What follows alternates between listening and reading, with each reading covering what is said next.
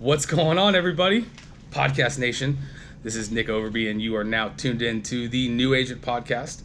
Tonight, we are doing another episode of the Agent Spotlight, and I'm fucking super stoked. Got to address the camera on this one to have somebody who came into this office, into the den. I had no idea what to expect. He's one of Perry's buddies, and that sets a precedent with everything, and I think he has exceeded expectations, and I am happy to call you a friend and a colleague. So, Mr. Brandon Liles, how you doing, brother? I'm great, brother. Good to be here on your show.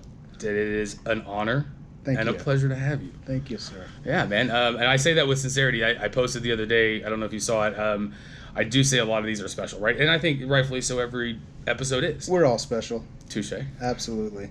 The den is full of special. What is this, the Island of Misfit Toys? Yeah, more or less. Yeah, I think that's fair to say. That's a fitting moniker without a doubt. Correct. Yeah, Perry said that probably one of the first 2 or 3 days I was here, and I was like, yeah, that makes a lot of sense. That makes a lot of sense. Yeah. So that being said, man, I'm curious. So I mentioned that you were Perry's buddy, right? You know Perry, you grew up with him, right? I probably met Perry around 16 years old, so 32 years ago. No. Wait. Terrible math. I'm terrible with math. 30 years ago. 30. Oh, so just to shave off 2, right? Yeah. Fair enough. Let's get real here. Where are you from? Fort Worth, Texas, man. Haltom City. Okay. Yeah. Grew up in Haltom. I knew Perry from Haltom Senior High School. Yeah, man. He ran with buddies of mine, our tight crew. He was definitely in the tight crew, but he also had other tight crews. Like, this dude knew a lot of people, clearly. And it still shows today. Well, we love Perry, but that's not why we're here, right? So I'll tone it down on that when I ring that. So I want to know about Brandon Liles. All right. Well, what do you want to know, man? I mean, it's up to you, bro. Honestly, there's probably too much content. Stories. So, why am I here at the den? I moved back to Fort Worth from Portland, Oregon, in December. When I was coming back, Perry was like, hey, man, come check out the office. We're hiring. I knew for sure I was going to do a business, right? I don't do well working for other people. It doesn't work for me at all. I haven't had a job for another person in 25 years. Yes, it's just been me doing businesses for the last 25 years. So I knew I was going to get into something here. I came into the office. It was 2 days before open enrollment was done, so it was a hectic, crazy mess in here, right? People were in pajamas. Yeah, absolutely. Yeah. So that was my introduction to the den. I sat in here for maybe an hour, chatted with Perry, caught up with him, met some folks, and I was like, yeah, this looks really interesting. Thought about it. I was like, yeah, let's do this. So is it fair to say that you would have never pictured yourself in an office doing health insurance? Absolutely fair to say that, my man. All I've done for the last 25 years is grow weed and do a handyman business. That's been my thing. I have not been around this many people at one time, other than at like a concert or out, in over 25 years. I've never worked in an office. This is my first office job, so sitting there, computering and Facebook and all this stuff was pretty foreign to me. I mean, I did a little bit of this stuff when I had this consulting business up in Oregon, but that was it. It's mainly just been me doing my thing, running small crews in both the handyman side and the cannabis side. And small crews, I mean, like maybe 5 people, like that's it. If it was like a bigger scene and there was a trim going on, there might be 10, 20 people, but I was not really there doing the thing. I was running the show, so it was just a different story, man. So, I mean, the adjustment is what I would I think about. Like, that's got to be culture shock 101. Huge adjustment, man. So, I think a lot of people tune into this show because a foundation of what we talk about is sales, right? And that's where we are now. And so it's even more unique that this business brings people like yourself here, because this is the last place you ever thought you'd be. So I'm curious to know, how have you handled the adjustment? Well, the first month, it was shock, for several reasons. A, sitting on a screen for this long in a day was never my jam. I just didn't do this kind of thing, right? And being around this many people, plus coming out of COVID, like that was another reason I wasn't around a lot of people. And then coming into this office, well, we got like 50 people in here at this point. We probably had darn near that back in January. Or I started on March 1st, and we had almost the same when I started. Just being around this many people, being on a screen all the time, doing a completely different kind of work than I'd ever done. It was a huge adjustment, man. I feel like, now I'm 4 months down the line, and I'm just now starting to sort of see what I'm supposed to be doing. Mm-hmm. Yeah, man. Well, it's that term that I've always was told before. It's literally you're drinking out of a fire hydrant, right? Or a fire hose, however you want to look at it. Just like having the ocean smash down on you. But for me, I think it's fair to say you're hyper intelligent. That's what I would say. You are probably more self-aware than a lot of people.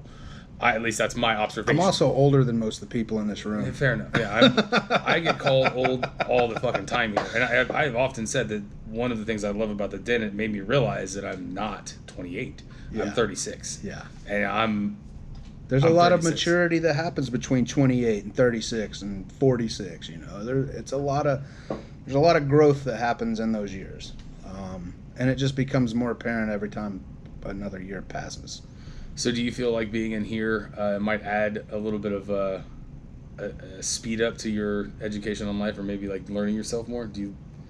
Yes. If that even makes sense. Yes, I think so. And being around so many young people, you start to see,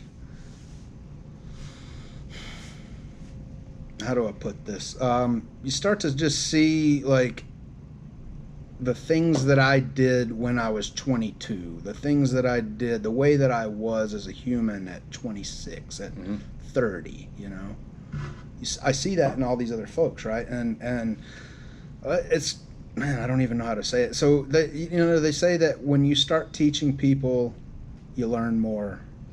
Like teachers learn, right? Absolutely. And as older folks in the den full of 20-somethings and 30-somethings, we kind of have to lead a little bit, right? We have to teach them. I feel it's a duty to tell the young dudes, hey man, straighten up. Like the things you're saying right now or doing right now is kind of weird. Let's just think about it a little bit, And I learn a lot about myself on the way to that, so it's good. It's cool though that for me, teaching was, I love to be a producer, right? I love to make money, but I also get a good high off of teaching people the shit that I know and seeing it succeed for them. Yeah. So being in the business that you were in previously, maybe you didn't have as much of that, or did you? Well, cannabis, straight up, man, it was illegal. It was illegal as can be in here in Texas. It still is. So I moved away from Texas. I went to the West Coast to find my place out there because it wasn't as illegal out there. They had medical programs. Now they have recreational programs. You can just be an adult, 21 or older, and go to the store like a liquor store, except for it's cannabis, right? So many years it was in the black market, or so many years it was in the medical market, which was very, like, it was legal, but it didn't feel legal, right? It still felt weird. Yeah. Faux pas, like very faux pas, like whoa. And coming out of the black market, it was like, okay, everything's hush hush. You don't have a lot of buddies that like, it just was different, man. Like the scene is more insular in that. In that, I mean, maybe not so much anymore, but I came to it from a different time where it was very insular, and so it was that way for me all the way through. A little bit less when I started doing the consulting business, because I was meeting all these new people that had never done cannabis at all. Yeah. I was helping these rich people set up grows and farms and doing their thing, and so that took me a little bit more out of that insular thing. But it was still it wasn't like having 55 people in the same office with you every day at all. It's been a huge struggle for me being in this culture, right? The love, the empowerment, that's awesome. But the distraction, the double-edged sword, right? And that, if it's not talked about, it needs to be. Because you have to have that expectation of, okay, I'm going to be in a really fucking kick-ass place, and there is more help and support, and, like, let's do this the way that you're successful at doing it. However, there's also another side that's equally as sharp, right? I mean, because you could sit here all fucking day and be on Facebook and not even know it. And that's true. I mean... Just scrolling, looking at things. Right. I mean, I think as older men, it's maybe not ingrained in us as much because we grew up differently. I didn't have all these things. Right. And, things. Right. I would have never 10 years ago, ever, Brandon, thought I would be sitting here doing this. Yeah. Right? Exactly. And not selling health insurance. I'm talking about doing a fucking podcast about it. Right. Which is equally as fucking cool, though. It is. This is cool as shit, man. It's fun, right? It kind of makes you feel... It's super fun, man. I love doing podcasts and stuff like this. I love your energy with it. And I have had many conversations with you. I mean, obviously not at extreme length, but I've had conversations. So I feel like I know Brandon, but now I always walk away with everybody, now I know you more. Right. That's why this is cool. Yeah. And you know what, man? What's even better is that one of your friends is going to see this, or somebody's going to see this that I don't know, and they're like, holy shit, he's actually enjoying what he's doing. Oh, man, this place is... You'd have to haul me out of here, dude. I'm in it, for sure. And that's the thing is, I can see it. I love it. But all that aside, man, I mean, I'm blessed that I get to have an opportunity like this with somebody like yourself. So this has always been about the journey into health insurance for me, right? Which was completely, I put up every sign or every hurdle I could for myself not to do it. So now that you're doing health insurance, this is about new agents. What are things that you've learned that you never thought you would have ever learned? Oh, health insurance. Yeah, boy, I came here thinking the only thing in health insurance was Obamacare. And to be fair, in Oregon, that's it. If you're not on an employer plan or you're not on their Medicaid, you have to be on Obamacare. There's no other choice. Mm-hmm. As far as I know, I mean, I'm pretty sure that's how it is up there. So yeah, just learning about health insurance, and then in turn learning about the healthcare industry and how it links in with health insurance and all of that. It's fascinating. I now understand more so why people hate what this business is and what the industry that we're involved in is. Yeah. I like the fact that having a conversation with you is an education for me every time. Right? I always learn something new. I'd like to know a little bit more about Brandon Liles, right? I think it's important that we just kind of break down some, who are we? Yeah. So tell me, man. I know earlier I said, hey, you were like, what do I tell them? Like, it's whatever the fuck you want, right? I'm pretty open on this show, which is why I'm prompting you to, just give whoever wants to watch something about Brandon that they wouldn't have expected to hear. All right, man, if you haven't figured it out from what I've said so far, I have not led your normal life at all. Far from it. I didn't go to college. When I was growing up through high school, I was all punk rock, right? Like 12-inch Liberty spikes coming off my head, combat boots, leather jacket, all the way. Fortunately, no. Those all got lost. Yeah. I got plenty of those fucking pictures too. Fucking guy. Yeah. So after high school, I got into raving. I threw raves with buddies. I DJ'd. I got really heavily into drugs, doing that whole thing, man. That was my gig, like selling drugs, throwing raves, being a DJ. That was my trip for about 5 years, I think. Around 98, I popped out of that because it just got to be too much for me. Mm-hmm. Started doing other things. In the year 2000, 2001. That's when I decided to move out to the West Coast. I drove out to the West Coast. I drove around for a summer. I saw a lot of stuff. I saw all of California, Oregon, Washington, Idaho. Went up into Canada. Just did a big old hippie trip, man. I went to a bunch of festivals, rainbow gathering, all that kind of shit. Ran out of gas and money in Portland, Oregon, so I was like, well, I guess this is where I'm supposed to be. Stuck around there for 20 years, made a kid, built businesses, bought a house, did that whole thing until I just couldn't handle it up there anymore and came back to Texas. I'm really super happy to be back in Texas. One of the things I'm really happy about being back in Texas, so like I said, when I was in high school, I was punk rock. In that group of people with Perry and some of our other buddies, nobody else was punk rock, just me. And this is like what, like time frame 90s, early 90s. Okay. We graduated high school in 93. Okay. So we had, jock kind of dudes. We had cowboys. Yeah. We had your just normal dudes, skaters, all these kind of folks. And me being punk rock, but we were all buddies. There was no like separation of, oh, you're punk, we can't hang out with you because we wear Justin Ropers and a fucking cowboy hat. At all. That never happened, dude. I was homies with all these guys. And that kind of thing is still going on in Texas. Like, you can go into a bar here in Texas. You can sit down at a bar. There'll be a guy with a three-piece business suit on one side of you, a punk rock dude on the other. Mm-hmm. And you can have a badass conversation with both of these guys involved. Because here in Texas, it seems people are just a little less judgy in that regard. Mm-hmm. That's what it seems to me anyway. No, you're 100% right. What enamors me the most is that you have the ability. I've told you this once, that you reminded me of my dad.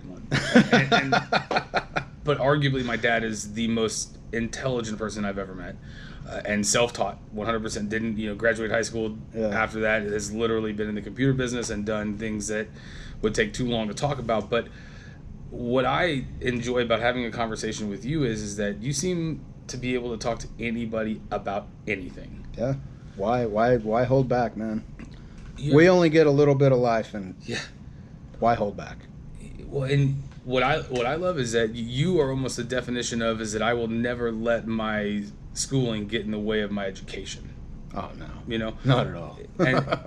And because of that, you have what I think is essential here, because at least what I found about myself is experience.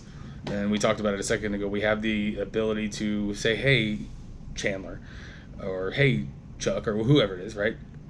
Maybe come off this way instead of this way, because if it was me, I've talked to people like this.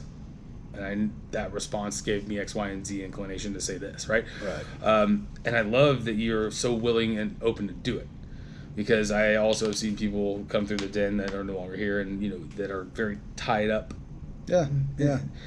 Some people just don't want to evolve, and it's different stages for everybody, man. Like there was a time in my life when I was in my young 20s.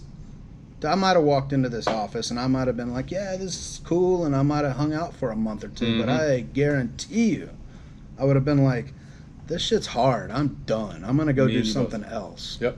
Because I'm going to go bartend because I know I can make money doing that. Yeah. I don't give a shit. I mean, I just, like whatever.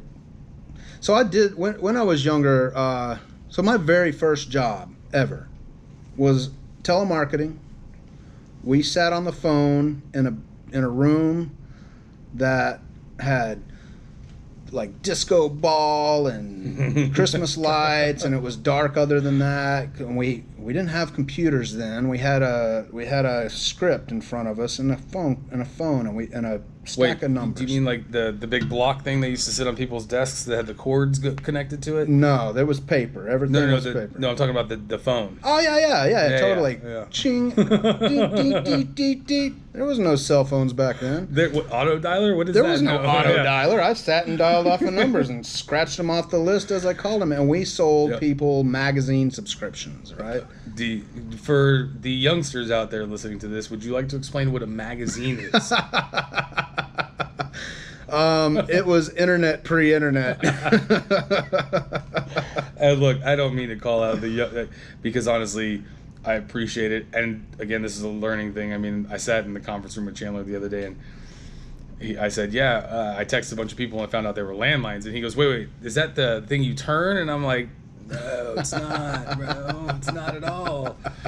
So it's all in fun, okay, guys? Yeah. But so a magazine is just a piece of paper, and that's what that was. That was a bunch of pieces of paper binded together with a bunch of cool shit in it. Yeah, a bunch of cool shit, and we just sold magazine subscriptions. The funny thing is, the first time I walked into this office, Perry was like, hey, did you do this thing where we sat and sold magazines, and the guy Chris was like doing all the coke and blah, blah, blah? And I was like, what, you worked there too, man? Like, I don't remember him working there. But apparently that had a big impact on him to build this den the way it is, which I found quite interesting, because I didn't hate that job. I was just young. I didn't care. So something happened, and I decided I didn't want to do it anymore, and went and got a different job. So now I have to ask. Tell me about the culture there, because obviously, like, I've been in an office where, you know, at 2:00 in the afternoon we're doing, you know, Hollywood lines in the back, but that's obviously not this culture. So okay, and you said that it pushed him to do this. So what? Well, I think he took elements of that and put it into this. You know, with we play music in here. You know, we're not. It just wasn't very like.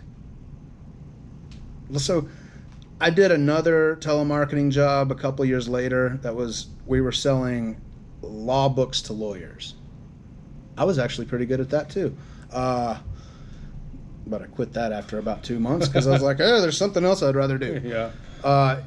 So that job was very quiet. Everybody was in a cubicle, and it was very regimented and this kind of stuff, right? The place prior to that, the magazine sales, wasn't that at all. It was more like this. People were just getting up, walking around, doing your thing.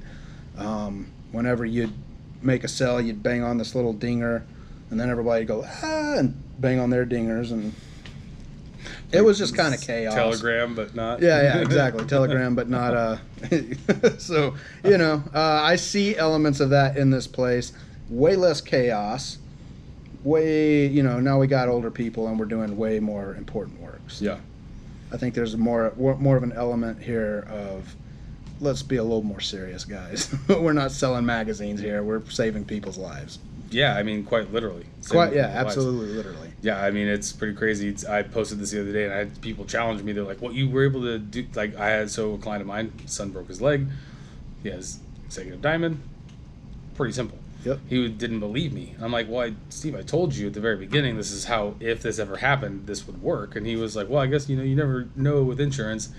But now I do. I'm like, it's kind of cool to see that what we do actually does change people's lives. Yeah, 100%. I mean, it's one thing to have a conversation with somebody and they get off the phone thanking you, versus like having to have a tough conversation of fighting for business because you just want a paycheck and that's what your culture drives. Right. You know, I think we talk about how special the den is. I mean, I'm not gonna just dump all the shit on that, but it is important because it, for me, has molded me into a better person. And I say that on the premise of I have learned more about who I am, which makes me a better agent, right? Yeah. Not because I know the product better, not because I, you know, understand how to have a conversation better. I have truly learned about myself. Yeah. And I see you getting a chance to teach people other things that I think are allowing them to do the same, which is really cool. Well, I mean, I'm learning about myself every day here too, 100%. That's the cool thing about being in an environment with such high-level people. It grows, right? So when you level up, when I level up, when Jamie levels up, when Perry levels up, when anybody in this office levels up, the whole den levels up. Yep. And then, so we keep growing that way, right? I just can't. What is it going to be like in 5 years, dude? 10 years? I know. Holy shit. And so it's funny you say that because, like, as I'm driving here today, I'm sitting there thinking, like, and you hear people say, well, I couldn't imagine working somewhere else. And I kind of tried to figure, what would it be like? And I'm like, I would fucking be miserable.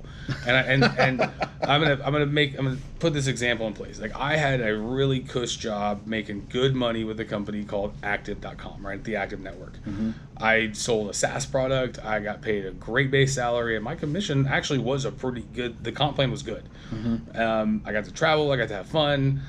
But I realized through self-awareness that I was literally spending $100 a day on. I would go. The guy that lived below me, he was a facilitator of cocaine.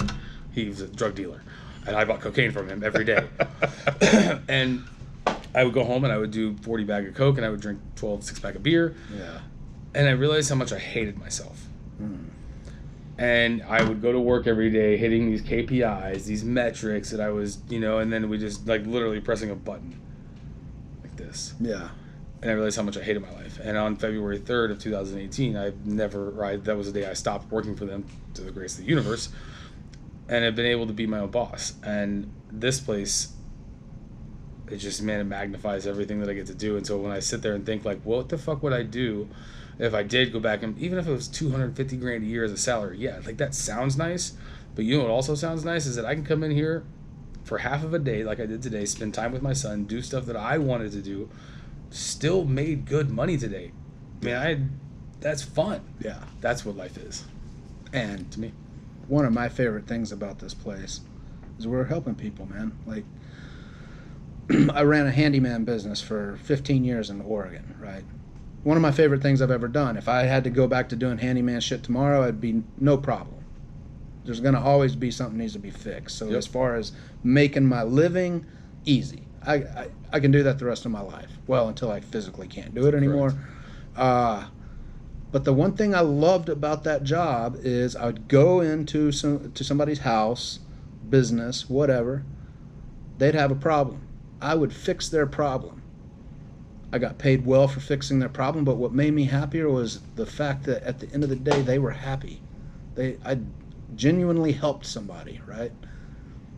This is even better because now I'm helping people on a whole different level, financially and physically, right? Now, like you said earlier, if your friend's kid broke his leg, if he was not in a good plan, if he was in some bullshit health share or some shit like that, he might not have got helped. Correct. He might have been financially hurt. His son might have not got the care he needed. So we're helping people on a meta level here. It's a lot different than anything I've ever done. Bro, you're absolutely right. And what I truly enjoy is that I know I say this for you and myself and everybody here, I love to hear them understand health insurance better. Yeah. Like, yeah. I get, it's a shitty business. I mean, it's a shitty racket, right? Health insurance in general, right? And that there's variables behind it, right? There's other industries that mirror the shittiness of it. That's neither here nor there. But it is truly cool to say, I know that people go home at night knowing that, A, they can call me, they can call you and say, if I don't understand it, I'll understand it in 10 minutes. Yeah. And it's that's something within itself is the gratification from that.